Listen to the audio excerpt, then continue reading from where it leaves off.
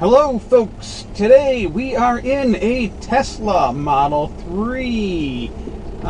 This is a long-range version, and for those watching in the peanut gallery and those unaware, there are two copies of this video. The first is a standard 4K Ultra HD, and the second is a 360 VR. So whatever one you happen to be watching right now, if you want to see it in the other format, the link to the other version is in the description box below.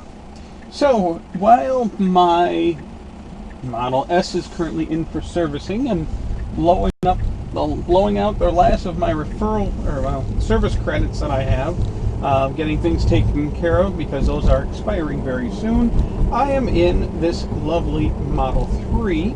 And then we will also be doing a Model Y review, as my sister just bought a brand new long-range Model Y. Spectacular vehicles. Now this is my first time in a Model 3 for the long term. Actually, having this as a loaner was my first time actually driving a Model 3. I've been passenger in them before.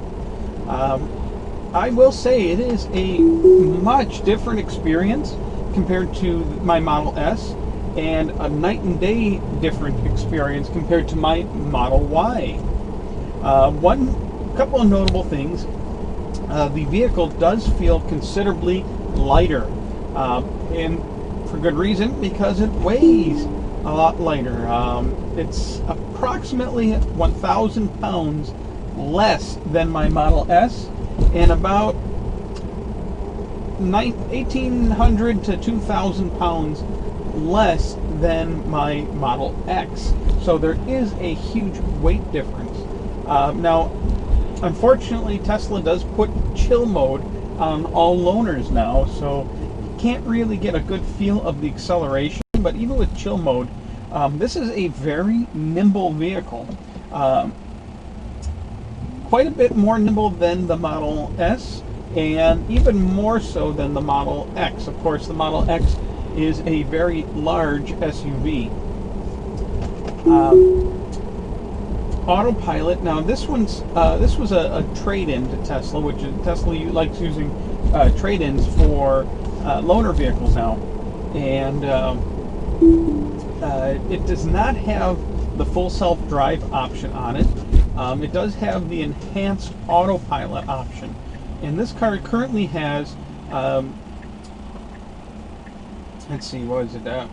Autopilot computer version 2.5, which I will say actually handles things very well. You get a lot more features than you did with Autopilot 2 computer. More driving here, less chitty chatty, and realistically, it's very snappy to acquire the lines and allow me to activate autopilot. But here is where there's a major difference. Now, the shift stock is also the autopilot stock, so you use the shift stock for cruise control and autopilot, unlike the Model S and X, which have it on the left side. So that is a big difference. I really miss not having the dedicated stock for both distance and activation and deactivation. Which, I mean, to me, that is quite a big deal. Tesla got rid of a lot more physical controls. Might not seem like it, but they did. And they relied heavily on this 15-inch screen for controls. Now, you can now adjust your cruise control and autopilot / full on the screen. I did figure out you can also use the scroll wheel here. The left one does volume control and skipping tracks. The right one allows you to adjust follow distance. You can see that right there, as well as speed. And if you press it in, navigate to Tesla Milwaukee, it activates the voice commands. awesome, right? Yes and no. I like the actual scroll wheels. Those work great. However, they incorporated the right and left button, whereas the Model S and X each have two clicky buttons above each other.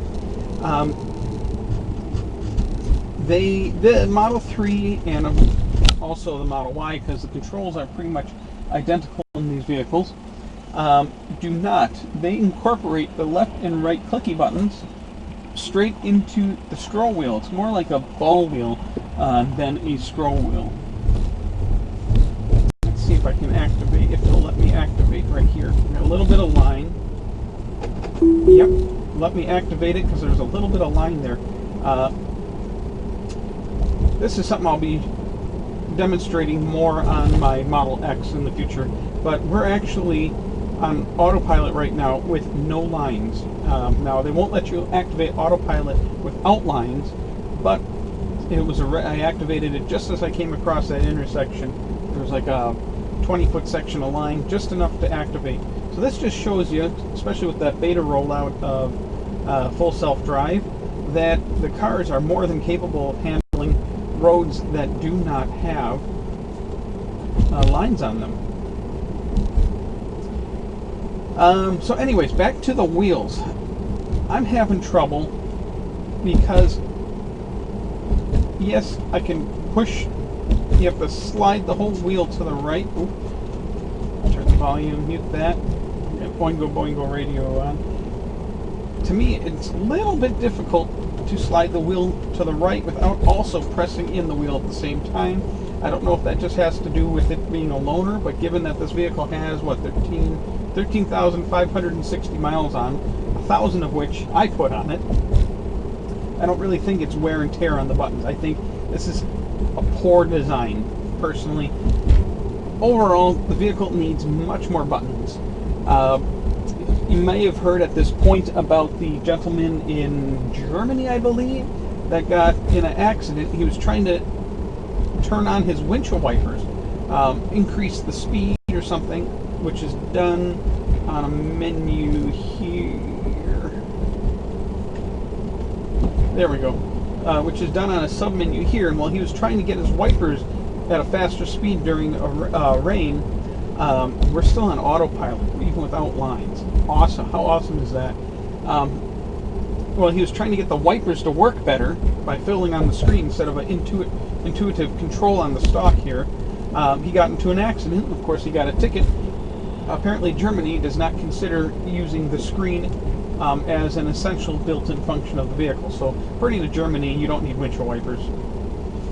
But yeah, I'm not going to talk more on that. But that just brings me back to the need for more physical controls.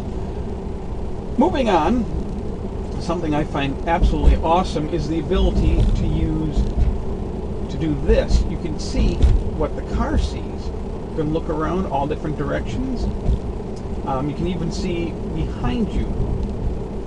Pretty neat. Fiddling with the screen here, swiping up and down. That's going to take a lot of getting used to make sure to memorize which screens go where. I'm sure once you're really used to it, it'll be much more intuitive. Again, lack of physical controls kind of screws that up. You do have other things here like backup camera. I like the view. The backup camera view is great.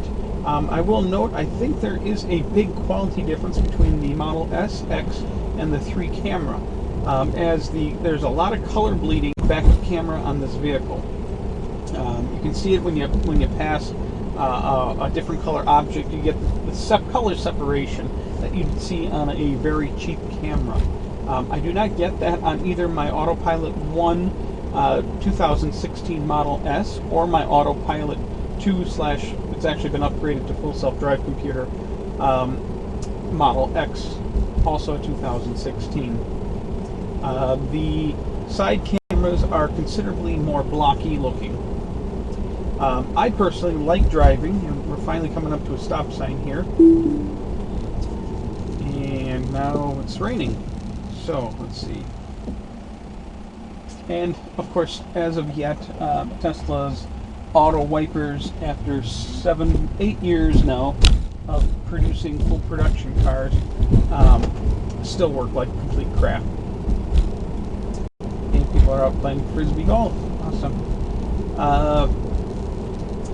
Back to this. I love keeping the backup camera on all the time.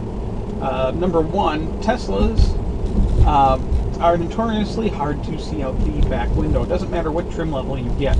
The Model 3 took it one step further. The rear view mirror is probably about 30 to 50% smaller than the mirror in my Model S and my Model X, which makes it even more difficult. When I had the car seats in the back, I couldn't see very much at all, so I like leaving the backup camera on still. But if you do that, because it's such a small screen and it's landscape instead of vertical, you cannot have the map open. Now, even if they had at least a small dash screen, you could possibly have that there with turn-by-turn nav over here. Now, I know Tesla's trying to go get to full self-drive. Full self-drive's not for everybody, and even though they got beta rollout, it's still going to be a ways off before it will do all your driving. I hope you can kind of see the ghosting right now. It's a little bit choppy. So, that brings me back to this. So you got to go, let's turn here. I'll park here for a moment. Bridge over a creek. Yeah. Which brings me back to this. What was I saying? Don't remember. Okay, now I gotta shut the wipers off. Since I can't do that from a stock, I gotta bring up a menu and shut that off. Now, if I were to leave auto wipers on, they kept going off even with a completely dry window. That's a great way to wear out your wipers, and it's a great way to streak your windows. So I'm going to shut that off. Park here. Nav is great. That works just how you'd expect. I did play around with Sentry mode on this one. Works exactly the same as my Model X with full self-drive. Now, this car kind of looks like it now just because the black and white cameras favor the red tint and red and green, so it kind of looks like it, but was it red and green or red and blue? Can't remember. But this car does feature still the black and white forward-facing and side marker cameras. Color rear, of course. Now everything is done with full color. Audio, pretty self-explanatory there. I can't do a audio test to show you. I mean, you'd be listening to it through a built-in camera microphones anyways. However, I was extremely impressed with the audio system on this car. It sounded actually really good.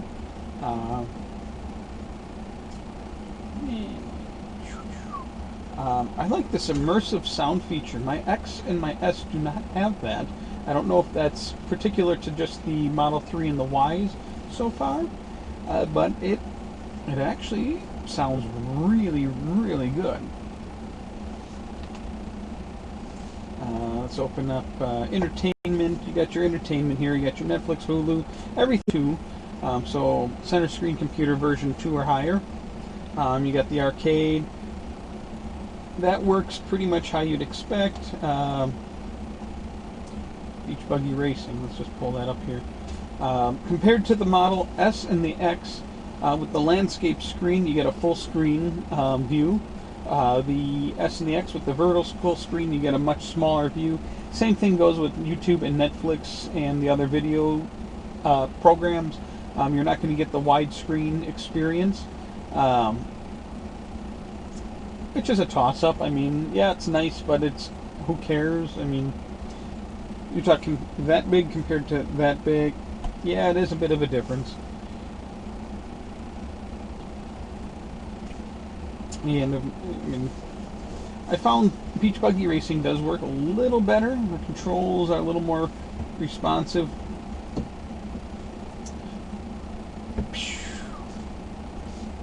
Whee! So, and it does use the accelerator and the brake pedal, just as you expect. Tap key card and press brake to dry. This has got to be one of my biggest, gripes about this vehicle. I can't stand the damn key card. Thank God Tesla has a fob now, because this thing is a pain in the backside. Unlock the car. You got to hold it to the side of the car. Get in, and then, instinctively I shove it back in my pocket. I get in, hit the brake. Oh, yep, you got to take the key card out again. Hold it somewhere down here, sometimes over here. Sometimes I'm back here before it works. Now, and then shove the key card back in. And thankfully, I left my window open a couple days ago because it was nice out. And I was getting in and out a lot because I shoved the key there and I closed the door and the car locked itself. I couldn't get the door open. Thankfully, the window was down and I was able to reach in. Because I left the key card in the car, I had to then reach in, grab it, and so the alarm would go off, unlock the door that way. So I'm not a fan. I am a fan of this, and I'd love to have it for the S and the X. I'd love it as a emergency, because it's literally the size of a credit card. This was kind of warped and bent a bit, even though it's been inside the Teslas. There. Now, if you keep it in your wallet, then you're pulling your wallet out to try and open it. So thank God they got a fob, optional, like $300 fob you can buy now. And I suppose, I guess it does work with your phone too, given that this is a loaner and not on my account. I can't link my phone to use it as a key.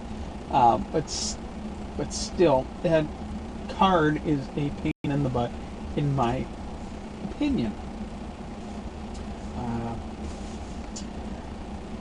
Let's see. Driving dynamics. Like I said, handling is very good. I'm extremely impressed on how well the Model 3 handles. Braking is also excellent. I got cut in front of yesterday, actually, as I was heading towards the Tesla Service Center to drop some things off. And then, as I got cut in front of, I slammed on the brakes and I avoided the accident. While at the same time, a recklessly driving semi-truck moved from the right lane directly behind me. So I basically ended up brake checking a semi-truck, not by choice. So I wasn't driving trying to be a jackass, but shit happened. And apparently that semi-truck driver also was not paying attention too good because his lane was ending.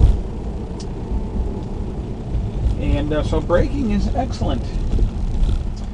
Trunk space is about what you would expect for a small vehicle like this. So, pretty good. Pretty fair. You're not going to fit huge boxes in the trunk. The seats do fold down flat, which give you quite a bit of extra space for longer items. Here's that. Let's put auto on for now. Interior space, I just barely find the seats comfortable. These are narrower, I should say. They really hug your body. I am not a big person. I am 5'6" tall, so I'm not too tall, and I fit just right in this vehicle. Ooh, I was looking at that house before. Oh, just a vacant lot. I fit just right in this vehicle. I'd like to get opinions from some of you larger folk out there that have a Model 3, and how you feel, or how comfortable do you feel these seats are. I don't think, in my opinion, I don't think if I was any larger than I am now, that the seat would be as comfortable. It feels too constricted and makes it a little more difficult to get in and out. On the contrary, my father, who's over 6 feet tall and like 250 pounds, I didn't ask him about the seat because I hadn't thought about it yet. Nope, doesn't want me to do autopilot. There we go. Actually got in and out of the vehicle on the passenger side much easier than he could on my Model S or X. Personally, I think he just likes complaining because he doesn't like Teslas. He thinks they're a pain in the ass, always having to charge all the time. And I'm never going to change his mind on that unless someone gave him a free car, which I'm not going to. He can go buy his own. So that's him. But on the driver's side, I'll have to ask him how he felt about the seats. Overall interior space, with 2 car seats in the back, it got extremely tight and there was barely enough room for Mr. Gino. So I had Mr. Vincent's car seat, I had Miss Mina's car seat, or Miss Pork Chop I should call her, and then Gino sitting in the regular car seat with the regular seat belt, and it was extremely cramped. If you are someone that's going to have is a 3-car seat family, you are not going to be doing that in a Model 3. Not comfortably, at least. You're probably going to be forcing the doors shut. Size-wise, I would say this is pretty close size-wise to my other sister's Toyota Corolla, which for the price vehicle and what it was meant for, I mean, for the price, you're not going to be you can't really compare it size-wise to a Model S or an X. Quality-wise, on the other hand, the fit and finish on this Model 3 is actually excellent. I didn't really see any issues with the fit and finish, especially considering, number one, it's a used vehicle that was traded in, so who knows what they did to it. And number two, it's been a loaner, so you know what people do to loaner cars usually. So overall, the fit and finish is excellent on this vehicle. I'm going to show you something here. I actually got a car behind me. You guys can see the screen. You can see the car behind me is blinking on and off there. What I've come to figure out is Tesla is actually not using the backup camera yet for Autopilot. Maybe for the full self-drive beta, but right now for Autopilot, they are not using the backup camera. So what is actually happening as the vehicle behind me is blinking in and out of the view there, it's actually happening when the car sees it in the rear side marker cameras. So just a tiny bit, and when it gets a glimpse of that, and then when it gets close enough, it's incorporating the sonar with it as well. I think there's a little bit of a suspension squeak in the rear. Might not be able to hear it on the camera.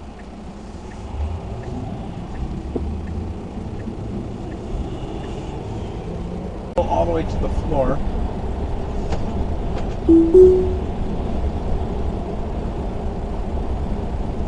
So chill mode, of course. Now this is a long range, non-performance. So I believe 0 to 60 was just over 4 seconds. Performance should be about 3.2, which is about the same as my 90D Model S non-performance gets as well. Back here.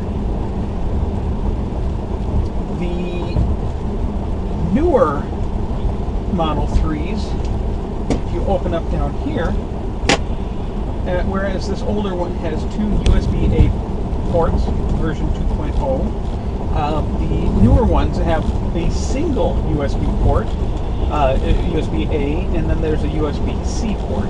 I'm still not a fan of USB-C just because absolutely nothing, not one darn thing that I own except the Nintendo Switch has a USB-C. And you can still charge USB-C devices off of USB-A, just with the correct cable. So keep that in mind there. There is an optional induction charging for your phone, so you can shove your phone there and it will start charging. Right now my phone is controlling my VR camera. Something funny I found, because I couldn't get this to stay closed, you noticed it says, it pops up there, please close lid gently. So the car knows I'm slamming this lid trying to keep it shut. There's a sensor there. I can't believe they took the time to put a sensor right there. Now, I gotta go to UPS to pick up a package. So, navigate to 5220 West Rawson Avenue. And I do believe I'm on Rawson Avenue. There we go. Oh, we're close. Okay. This compartment here, there's lots of storage down there. You still have the 2 cup holders here. Thankfully, they put them down here instead of up here where you want to put your arm. So that, I like, major improvement over the S and X. Lots of storage down here. Can't see too well. There's a little cubby tray. Underneath the cubby tray, there's room to store more useless crap, because everybody knows what everything you store in these things is useless crap. There are door pockets. I like the door pockets, and they're also built where you can shove like a water bottle in them. There's the door controls. There's a button on top to electronically actuate the door opener. And then there's a little pull tab in case of vehicle failure. You pull this pull tab back, and that's mechanical release. I unfortunately do not know where the mechanical release is for the rear doors, whereas the Model S has them hidden behind carpet flaps that absolutely nobody knows where they are. Window controls are the same as every other car. Heat and AC. This is still the resistive heater. This is not one of the Model 3s that have the new heat pump, which is awesome, by the way, and I will touch on that when I review my sister's brand spanking new Model Y, as well as her delivery problems she had with it. The vents in this vehicle are insanely awesome. You can direct the flow up, down, left, right. This thing is like a little mini wind tunnel. The amount of airflow in this thing is nuts. About the only downside is it doesn't go to 11 like the Model S and the X do. It only goes to number 10. Same thing with audio, sound on your stereo. Didn't get to try AC. Heat gets hot quick. Controls for the seat heaters. Oh, that's why I'm getting so loud. Shut that off. You have the front seat heaters right here, and then you can also control the rears on this sub-menu.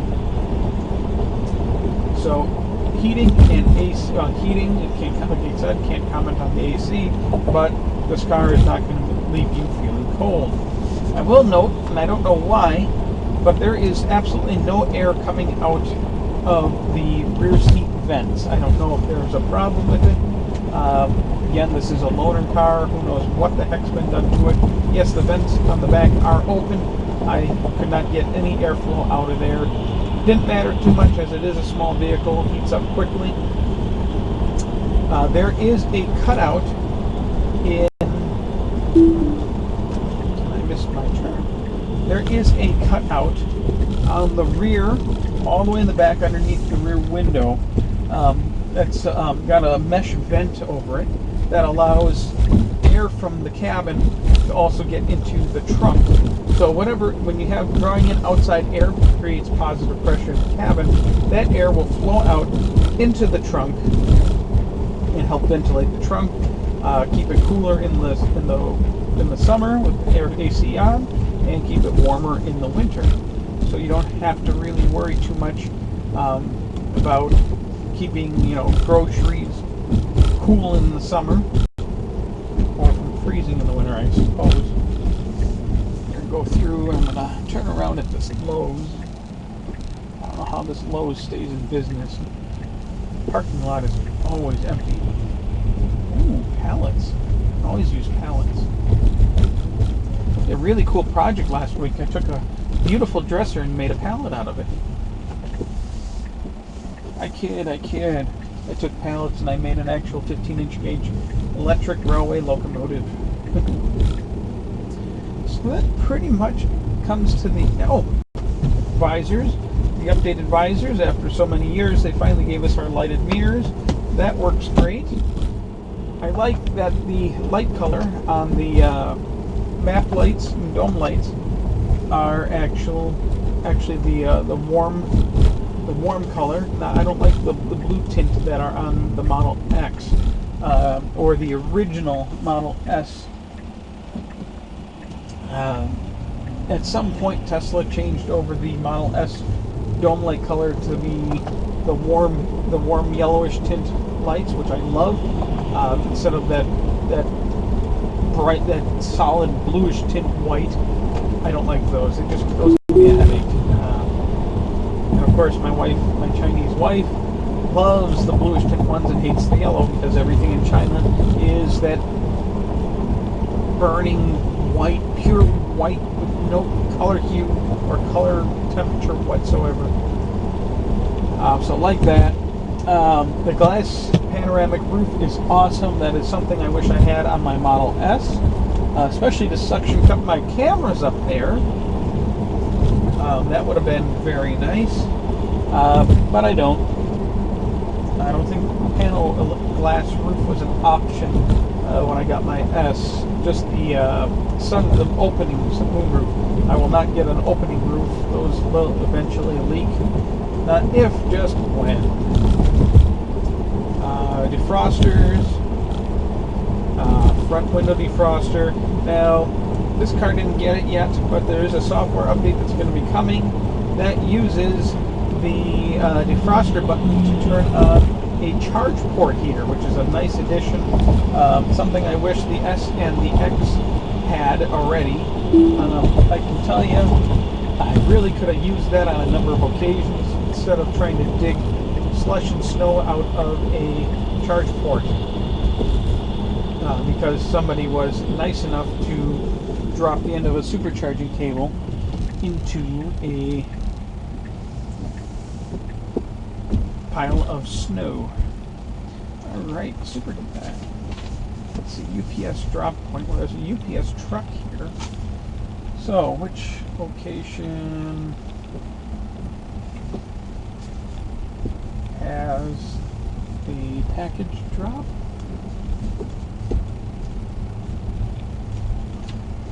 UPS right there. I mean, US Cellular in the corner, and that was the UPS package drop. Seat reclining and controls exactly the same as the Model S and the X. There is no, right? I don't think there is. Let me check. Oh yeah, there is a lumbar support. Yep, there's a lumbar support button. Window's dry and the wipers are going off. That's the auto wipers. Put it back to manual. Lots of fiddling with the screens here.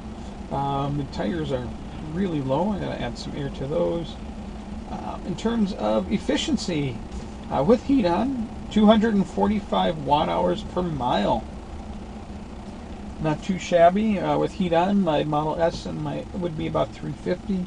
My Model X was coming close to about 400, and that's with the rear heat and AC turned off on the X. Without it, I was able to hit about 200 watt hours a mile. Extremely efficient, so about 100 watt hours per mile less than my Model S. Full charge on this one was about 320. Supercharging speeds were a little bit hit and miss. When I plugged in yesterday, it went up to, I rolled into the supercharger with about 20 miles left, and it did go up to about 137. It's a supercharger version 1 on a nice preheated battery.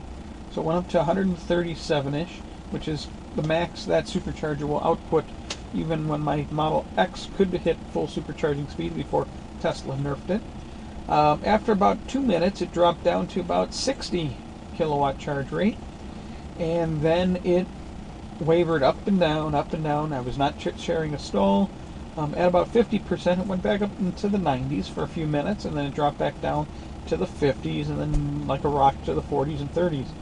So supercharging rates were all over the place. I was under the impression that these could charge a lot quicker and maintain the charge rate a lot better than the Model S and the X could, at least the older ones. So I was not impressed by that. Could have had something to do with the supercharger, but considering how new the Oak Creek supercharger is, and it wasn't too busy. I think there's only 2 other cars there on a 10 stall location. That's about it for this review video. Was kind of interesting. It would have cost me, if this wasn't a loaner, $9.05 to add. I think I got 260 or 270 miles at the supercharger yesterday. So definitely it's about twice the cost of charging at home, or about 1/3 the cost of a similar size car with gas. Not too bad. I was expecting paid supercharging to be a lot worse. That being said, both my S and my X are grandfathered in for unlimited supercharging forever, and I drive 45,000 miles a year. So for me, that $9.05 really adds up. So for me, I'm sticking with my S and the X, especially for the long haul. So, what are your thoughts, your opinions? Is there something you have more questions on that I'm missing here? I suppose I did miss the little camera there. That's where the 4-way flasher button, the hazard lights are up here. After that slowdown on the freeway, I'm looking around all over the place for a hazard button. Not a single vehicle I've ever been in, and I've been in a lot, have ever had a hazard button up there. It's easy to reach, but God. I suppose, you know, when you own one of these cars, you kind of get used to where everything's located.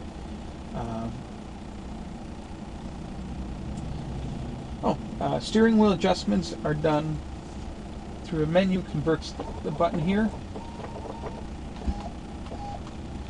Instead of having a little control on the side. Again, they're taking away more physical controls. Again, through the screen instead of a button over here. Not really good, especially if you're going down the road and you're trying to adjust it just right. You're going needlessly through sub-menus on a computer screen, looking over here when you should be looking out ahead, straight ahead. Fold button here as well, instead of controls on the armrest. Window locks over here instead of on the armrest. Auto display brightness. The auto brightness display has been craptastic. I've gotten to the car with it pitch black outside, and the auto brightness just would not freaking dim. This thing was like a sun sitting right in my face across the black of space. Like pretty much blinding, so I had to go in and actually manually lower the brightness down. During the daytime it seems to function a little better, but at night, and it just did not want to switch to night mode, even with auto turned on. You got front fogs, glove box buttons over here, so you got that. Locks. The sub-menus are mostly the same as you would see for the S and the X, and of course it's going to be the same as the Y. I don't see an energy saving function for the center screen. I just could not find that. Whereas the S and the X have the option to turn on always connected or not always connected, plus energy saving features for the screen, save a little more of that vampire load. Although hopefully at this point Tesla's streamlined things quite a bit. I did not notice very much vampire drain on this car at all, especially considering the low temperatures that reach as low as the low 20s. It's 42 out right now. Regenerative braking, low and standard. However, I did hear that Tesla will be removing the option on future vehicles. I think that's a mistake. Yeah, people get used to the standard regen braking. The problem is if you're driving on a snowy or slick road, low can be very helpful, where if you take your foot off the accelerator, it's not the same as locking up your brakes. Hold feature. Now, I'm a creep on the S and the X. Mine are older. They do not have the permanent magnet rear motors. You can, on the S and the X, you can either do creep or roll. So roll is free rolling. Basically, if you're not touching the brake or the accelerator, the vehicle's pretty much like it's in neutral. Creep is similar to how an automatic transmission gas vehicle works, where if you take your foot off the accelerator, it'll always have a little bit of a forward roll. I like that. I find it a little safer, especially with high performance, high powered vehicles, where a slight miss hit of the accelerator and you're driving through the brick wall at a McDonald's or a business, or right through someone's front room window or garage door. You can creep and slowly roll forward or back into a parking space. That being said, this car has the option of hold, only available with vehicles that have the permanent magnet motor. So the Raven Model S and the X, and the Model Y3 in the future Cybertruck. I actually got really used to it, and I really like the hold feature. It's very intuitive, and it allows for full single pedal driving. Very impressed. Autopilot features. This car pretty much has everything but full self-drive. It's got the enhanced autopilot. You can customize the options. Lane change notification. My S and X, well, my S doesn't have it. My X does not have the vibrate button or option. It has chime and I think something just notification on the screen. Customize summon, that's the same as the S and the X. Standby mode and the other safety features, that's all the same as the S and the X. Navigation options, pretty much the same as the S and the X. Safety is pretty similar to the S and the X. Excuse me. Service, you got the usual service options. Camera calibration, which is a newer feature. Software updates. In the last week, I've already gotten 5 software updates on this vehicle. Last one was installed on today's Thursday. Last one was installed on Tuesday. I had to use my cell phone as a hotspot. Wi-Fi from this did not reach my Wi-Fi router at home, whereas my S and my X do in my driveway. I even parked on the street further up on the side of the house where my router is, and it still would not connect. So I could not connect to my Wi-Fi, so I had to download the updates over my cell phone as a hotspot. The updates were about 500 megs each.